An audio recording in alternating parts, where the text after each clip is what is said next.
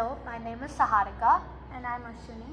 and we are from grade 8, Chennai, Orchids Perambakam, and we are building a prototype of the Breathesafe smoke detector. A recent case this Diwali happened in Navi, Mumbai when a fire broke out in an apartment complex. The 11th to 13th floors set on fire and 17 people got injured and 2 died because of carbon monoxide inhalation.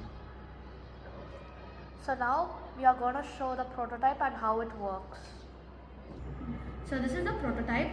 It works on the MQ2 sensor which detects the carbon monoxide.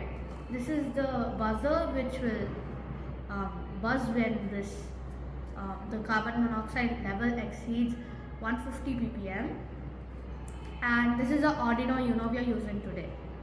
And for safety reasons, we will not be using carbon monoxide as it is odorless and It could be toxic. Yeah.